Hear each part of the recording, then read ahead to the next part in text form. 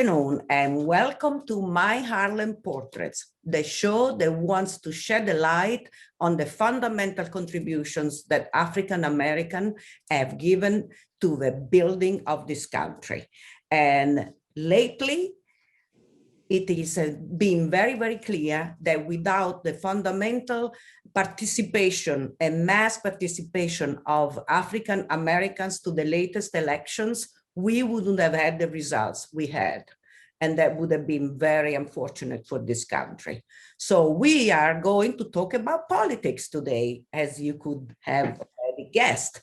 And we have a very special guest because he is the Senator Brian Benjamin.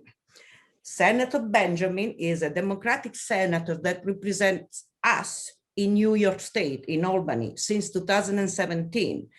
He represents the 30th District of New York City, which encompasses Harlem, East Harlem, Upper West Side, Washington Heights, Hamilton Heights. So it's a big constituency. He is a senior assistant majority leader of the Senate right now, and he is the chairman of the Committee on Revenue and Budget. Welcome to My Harlem Portraits, Senator Benjamin. I'm glad to be here, Maria. Thank you for having me. I look forward to our conversation. Thank you. I'm so happy that you could make it because I know that you have a lot of commitments.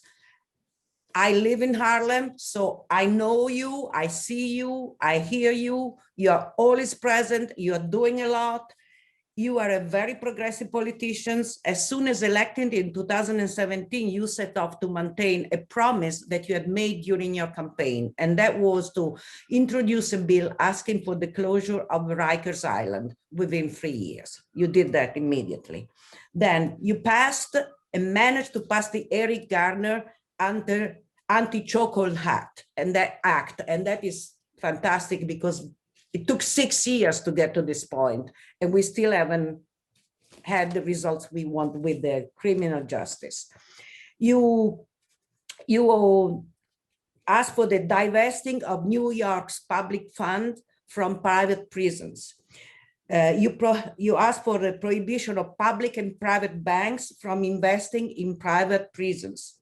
You managed to significantly limit police no-knock warrants and cash bail and solitary confinement and incarceration for parole violation, restoring the voting rights of parolees and felons who completed their sentences to serve on juries. And you also sustained community participation and increased police presence among steps to reduce New York City violence. You supported Occupy the Corner, which is a movement in Harlem who looks to stop violence, gang violence, without more cops, but more social and health workers and experts. So you've done all this. Yes.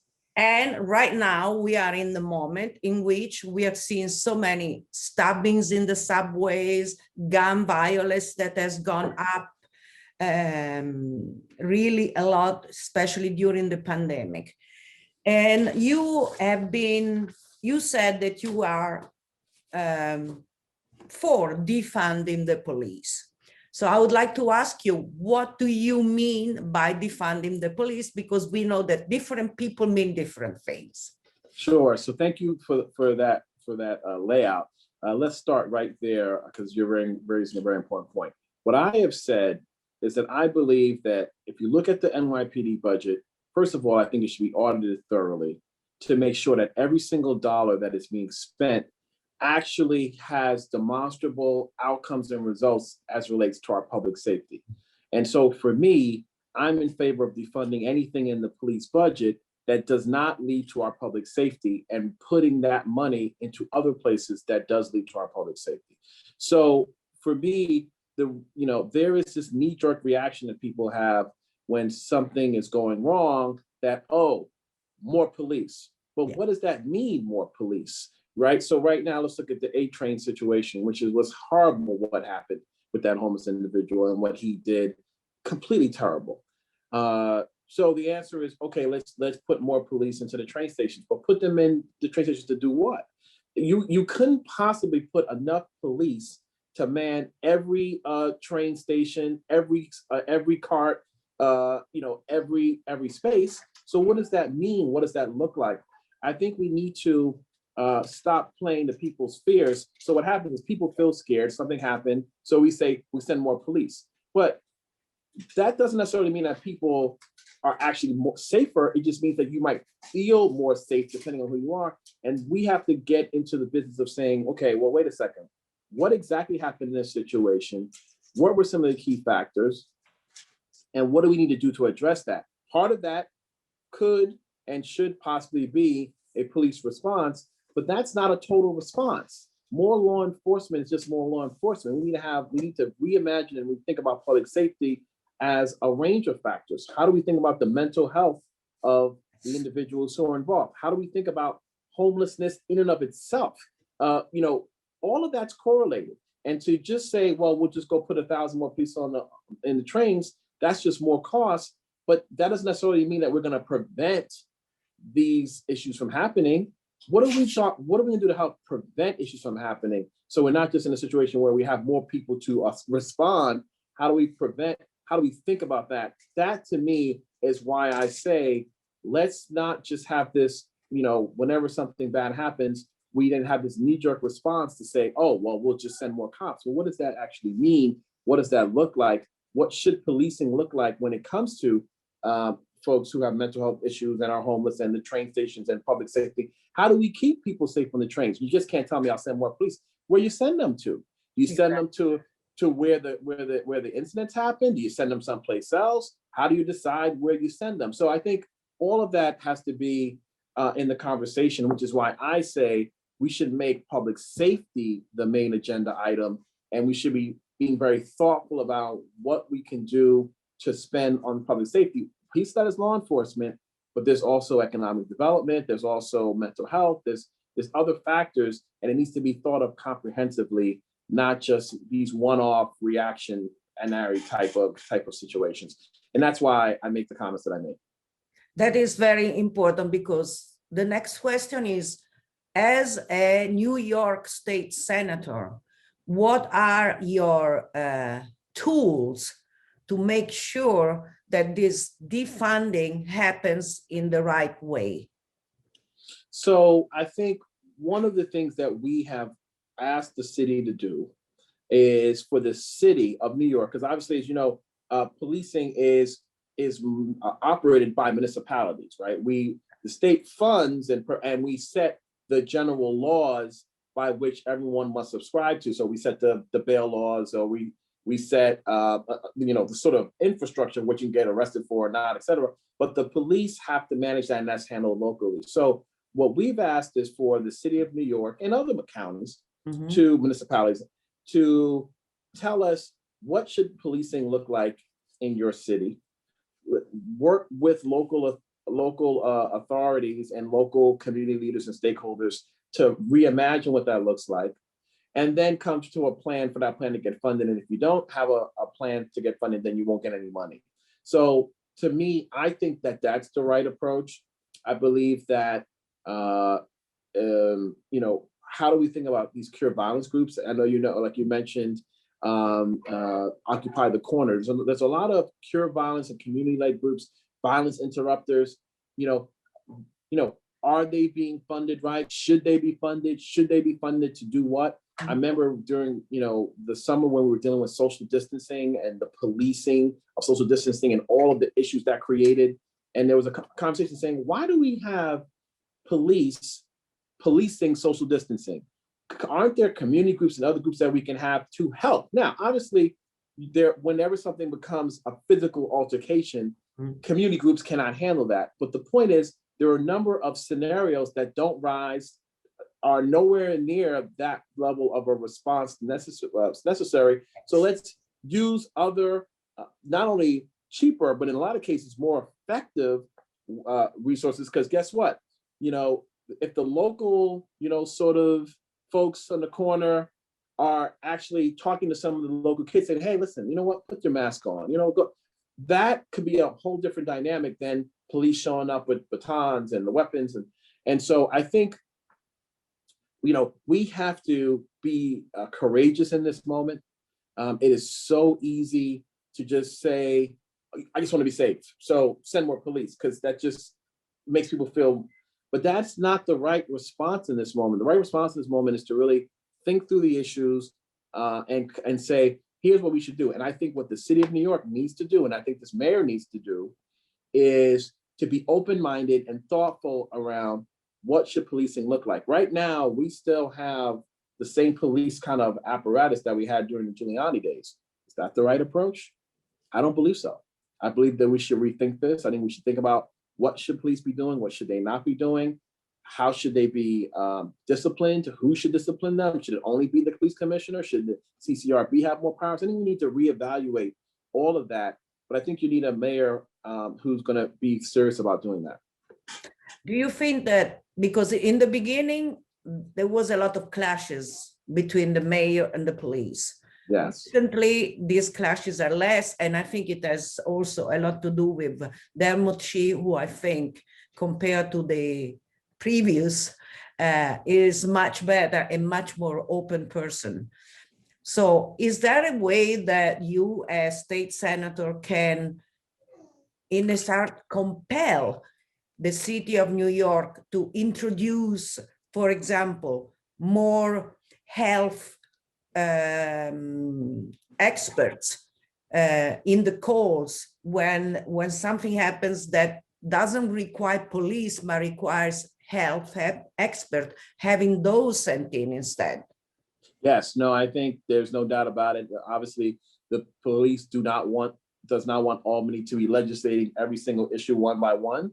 But I do think when it comes to mental health, we should, without question, be thinking very carefully around, what situations require certain individuals to be called. So, for example, if there's a hostage situation that is happening, there is a unit that comes in that is specialized in that. You don't just send someone with the guns and the badge and the shield for a hostage situation. Very different skills, negotiations, tactics, communication. I think that these mental health situations should be treated similarly. But so the question becomes, should that unit be within the police department? Should it be outside of the police department? I think those are the kinds of questions that need to be had and answered and thought through and debated and sorted out in a public forum with the city elected leaders and community leaders to say, how do we want to be policed? I mean, I think we should take a step back and say, take out a blank sheet of paper, assume everything's on the table, and really draw out what's the best way that this should look. How do we handle different situations? How do we think they should be handled? How are they handled now? What should we be doing differently? And then, try to come up with, here's what an ideal public safety plan looks like. And then say, from our experience, the police aren't best to be sent first on the scene for these situations. Okay, well then who should be? Does that exist? If it exists, okay, let's fund that. Okay, if it does exist, do we keep it where it is? Do we put it within the police department? Do we keep it out? Is it a joint venture? I think we should really think that through, and it's really important because lives are at stake. I just saw on my block the other day, there was someone who was looked like they were not overdosing, but they were not in a good place. They're not a good place, and they were lying on the street. And then the firefighters showed up with an ambulance, and they talked to the gentleman and got him up and took him to the ambulance, and he went off. And that's just a very different situation than if you just have some cops showing up and it's a different kind of an energy. So I think we saw many episodes as we've seen, right. And so my view is, how does that look? And then when you know what you want your cops to do and what you don't want them to do, then you can then train them accordingly. Then you can train, and everyone can be trained accordingly. The new cops can understand the better procedures. The old ones sometimes get complicated, but you at least create these parameters, and then people can then feel better. I mean, you look, bad cops are like bad anything else. They must be removed, right? I mean, there's going to be a bad group of any thing going on. Bad teachers, bad doctors, you name it, there's some bad. Absolutely. So you want to get the bad element out, period, because with police, the consequences are too high, right? But separate from that, what is the culture? What is the process by which even good cops are abiding by? And is that in our best interest? Does that make us feel most safe? Does that make us feel comfortable? Because that's not good for them or us, right? So that's, to me, what we can do and what I think we need to be doing, as opposed to every budget cycle now, as you saw the last budget cycle, they're just playing politics and shuffling papers around. Oh, we should defund this and do that. But it's not serious. It's not real. We should have a real conversation around what should policing look like in this decade, and how we're going to learn from the issues of the past, and how we're going to make public safety be the main agenda item. And then law enforcement is a part of public safety, but law enforcement is not in and of itself seen as the only tool for public safety. Thank you for that. When you were saying right now that the good cops, it's bad for them. I have a few friends who are cops and who have gone through a lot of problems because they refuse profiling, because they refuse to do certain things that they considered were not what a cop is supposed to do. And they really had bad repercussion. So what is the solution we can give? Because I think the only way good cops can stay and be safe is accountability. Mm-hmm. How do we get to accountability? Because we haven't got it yet. I think the way we get to accountability is the police budget should be audited thoroughly. I think there should be a conversation around what we want police to do, what we don't want to do. And then you look at that within the context of what we're spending the money on now. Mm-hmm. We should have measurable outcomes. I'll give you, for example, if you go to McDonald's and you plan to buy a cheeseburger and French fries with a Coke, you're gonna pay $10 for that. Either you got the cheeseburger, the French fries on the Coke, or you didn't, right? And I think, that was a very basic analysis, but I think we got to take these big numbers and all of this and really drill it down home. If we're spending $6 billion, I hear it's going to be $5.5 billion in this latest budget. If we're spending whatever the number is, what are we spending it on specifically, and what are we expecting to get from those different programs? The number of different programs the police have that, what are they doing? Are they getting us the outcomes that we deserve? Do they have if half the cases that they're receiving are mental health, or the large number of those domestically related? Okay,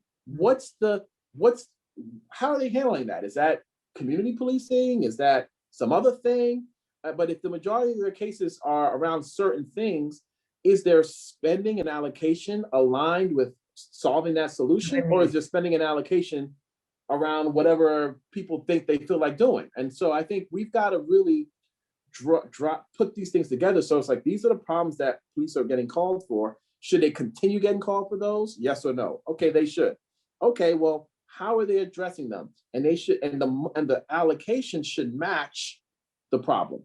And to me, I think that's the kind of analysis that is not happening. There's just a view, something, more crime, more this, more that. Okay, more cops, but no one's thinking through what exactly that looks like. Yes. The other problem of accountability is criminal accountability, the fact that they would be charged. Right. What can the state do to make sure that the city does that? Well, I think we have the bail laws, we have speedy trial, and we did discovery. We really wanted to try to make sure we have a system where there's accountability, but it's also fair to everyone involved. And so I think when it comes to a number of these situations, the police have the ability to arrest whenever there's some physical violence involved. Obviously, there's different issues where there will be tickets and not necessarily, it's a civil issue, not a criminal issue. And we can always continue to look at, obviously we are always looking at what the right mixes as it relates to those things. But, you know, they can bring those cases to the district attorney, and the district attorney prosecutes accordingly or doesn't. I think we need to keep people safe. I believe our laws primarily do that. You know, if there are items that people feel like we need to revisit, we're always here to revisit items if they need to be. If they don't, they don't. Yeah. But we want to keep people safe. But I just want to make sure that everyone is clear that, you know, there's a number of pieces to safety, right? There is law enforcement, but there's also economic development. There's also mental health. There's also housing. Homelessness is a huge issue. We need to do a better job of figuring that out. How we look at supportive housing, permanent supportive housing, as opposed to these temporary shelters where people aren't getting the support they need. And, you know, we don't want this revolving door. You're probably referencing the revolving door within the criminal justice system. We need to be thoughtful about that. And, you know, people have certain situations, where are the mental health facilities? We don't invest in those anymore. And so jail has become sort of the de facto mental health facility for a lot of people. And that's not what jail is supposed to be. So we need to right size what jail is supposed to be. And then we need to have the right facilities for those who need mental health, but who should not be incarcerated, and move forward in that regard. But that requires us being honest and truthful and being very thoughtful about how this all looks. And that's what I think the city needs to focus on. And that's what we're doing at a state level. And we need to do this together. It's a joint venture, right? It's a joint problem. And the city needs to work with the state. The state needs to work with the city. You know, the city has to show us some leadership in terms of what they think this should all look like. And we need to make sure that we fund appropriately. And in cases where we think we have a better idea, bring those to the table, and vice versa. Yes. And taking up from what you just said about economic development, you have done and introduced a lot of bills, many bills that have to do with that. For example, the COVID-19 Emergency Eviction and Foreclosure Prevention Act. You sponsored and passed this rainy day full fund bill. You've got to tell me what that is exactly. Then the absentee voter applications. Then you required the Department of Health and State of New York to conduct a study of the effects of racial and ethnic disparities on infant mortality. You required to establish an environmental standards for ambient lead and lead contamination. You asked to assist contractor to identify minority group members and women for hiring opportunities. So your vision is really encompassing all the aspects that make it possible for a community to develop and to develop in a sustainable way. No, absolutely. Go ahead. No, I think that's exactly what we need a politician to do. Sure. Thank you so much. So first, let me say on the rainy day fund, you know, one of the things we learned, this was actually even pre-COVID, when we had the budget gap of a few $1 billion. Now it's much bigger. My argument was the city of New York should have a rainy day fund, which is when you're in good times, you put some money away so that when you're in bad times, you don't have to cut services, particularly at a time when you need to be where your revenue is going down. It's like a double-edged sword. Like, you have less revenue because it's a crisis, but then you need more support because there's more need, right? So that's right. Right, when COVID shut the economy down, that's revenue that went down. But now you have people who need the Department of Labor, unemployment assistance, et cetera. So your needs are up, but your money's down. My argument is put some money aside for that very moment to help deal with those crises. So I was able to introduce that bill in the Senate, got passed in the Assembly, and the governor signed it. So now there is a law. The mayor, as the mayor has said, we're not in good times now, but when we get back into good times, we now have a city vehicle that will allow the next mayor and the city council to stack away money for a rainy day, which could have helped us now, right? But anyway, that's one thing. In regards to, I think minority and women-owned businesses have a real tough time doing business with the city of New York. Less than 5% of the city contract that you go to minority and women-owned businesses. But in addition to that, registering the contracts takes a long time. People getting paid on time, huge issue. So I have a number of thoughts around, okay, wait a second, let's have the city of New York and the comptroller start reviewing contracts, parallel processing. And the city comptroller has a 30-day window. I want to give the city of New York, the mayor, a window. So that way, within 4 to 5 months, everyone knows a contract will either, it'll be registered, and people can get paid.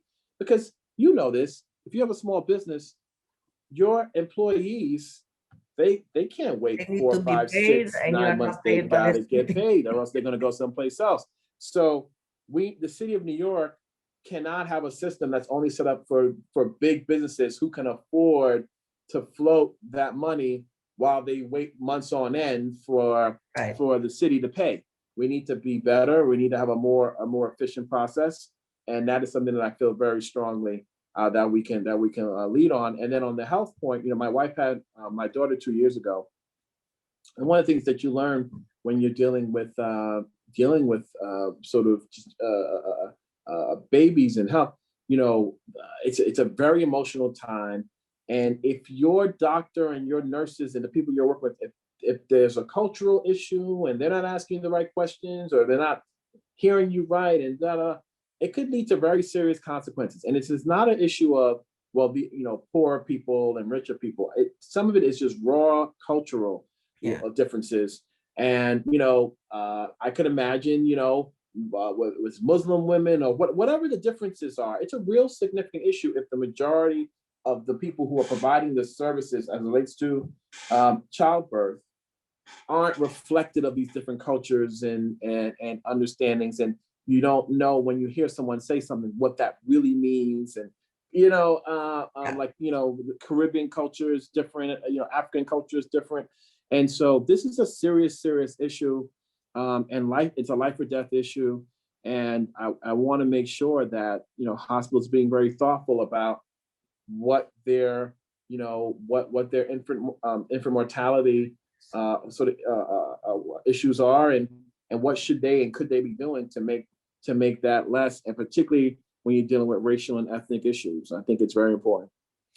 Thank you. Last question, because we are probably out of time already. I think we are out of time, but you're currently running for your city controller. You were talking about the controller before, and you have had already many important endorsements. What do you think you could accomplish as controller that you cannot accomplish as senator?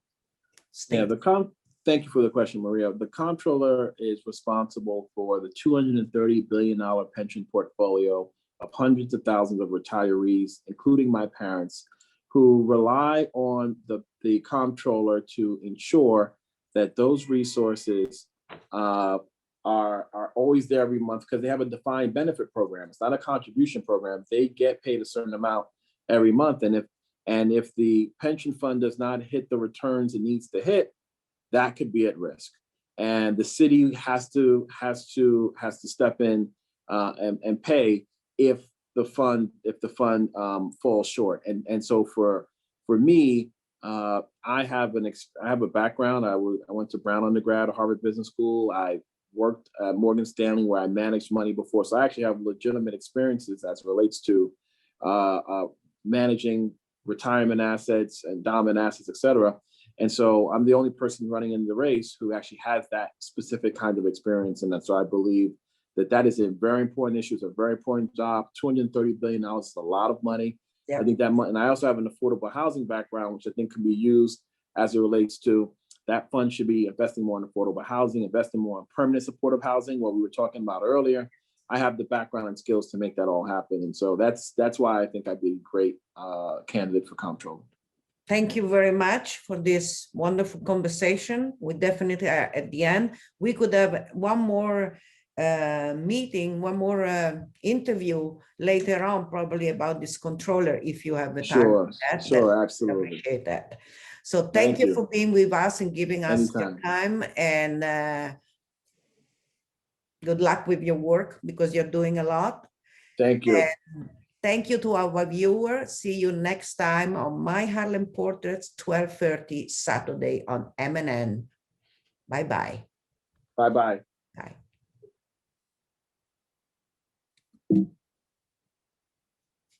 Okay.